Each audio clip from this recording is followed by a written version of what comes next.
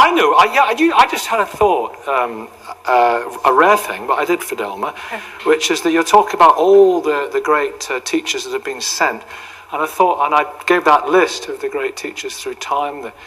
But then I thought, what about Joseph Smith, who, for example, from the Mormon religion, who met the angel Moroni thrice and was given gold plates?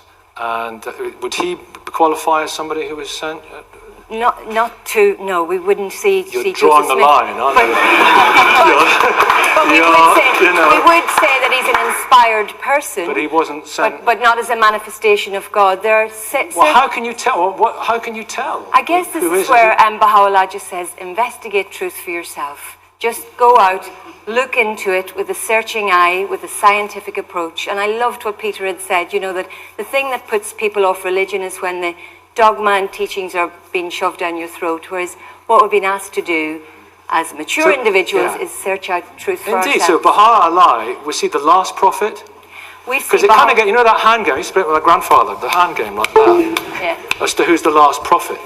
The latest but not the last is how the latest but not the last in this progressive line, just like educators in a school. I'll be with you, Amina, in a second. Kate Smithwaite, very quickly. Well, firstly, I just want to take issue with one thing that you say, Fidelma, which is religion as a progressive force. The fact is there are a handful of occasions, and literally a handful, when religion historically has done something progressive, but there are absolutely overwhelming numbers of examples where religion has been a force against progressiveness, and we live in a world where there's lots of homophobia out there. A lot of it is religiously motivated. There's a lot of negative attitudes towards things like women's reproductive rights, and they have a huge negative effect on millions and billions of women around the world, and they're driven by religion. Now, actually what Susie says is right, is that if you look at these religions in any detail, they are not all compatible. It's absolutely impossible to sit there and go, well, no, I think we all believe in the same God, but of course you practice it in a way which means gender apartheid, which means homophobia, which means taking rights away from people. And it's not okay. When you look at all of these things and how incompatible they are, either there's one true God,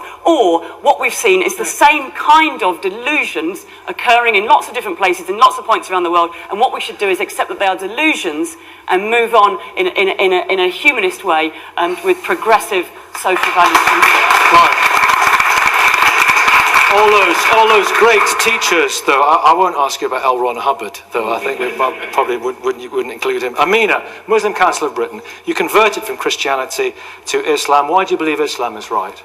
Is it the true religion? To me, yes. Yeah. Yes, it is. Right. I was brought up as a Christian, loved the teachings of the Bible, but I'm also very much a pragmatist. I like to have things proved to me before I will follow them. So I was looking for the truth.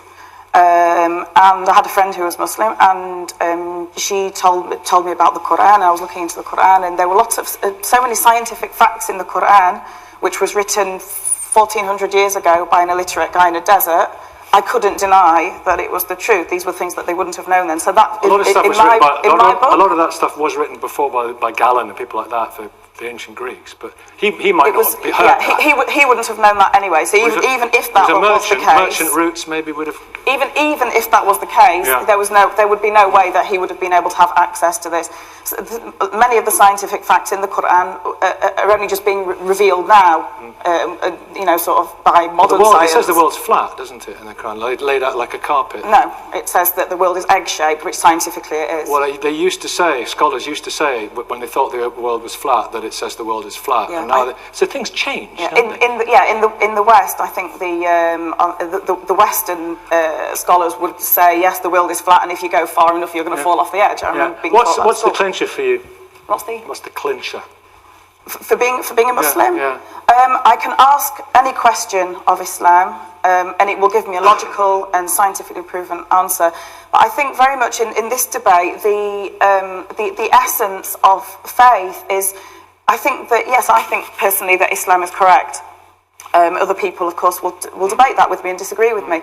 And that's the beauty of religion, and that we must absolutely be tolerant of other religions or non-religions, because very much we talk about religion, we forget about people's beliefs in non-religion. So, for example, if someone's a capitalist or but whatever, beliefs have changed with science. So now most of the the modern religions accept science, they accept evolution, they accept the science, they accept all those things, because they've really got no choice, have they?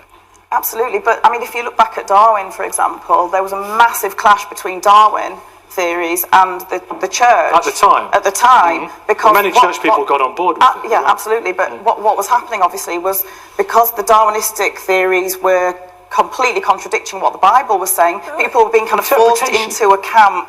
Okay, you either have to be one side or the other side, you can't be both, and people felt very divided. It's not the case now, though, isn't it? Most of the churches do. So, Kate, do you want to come back here?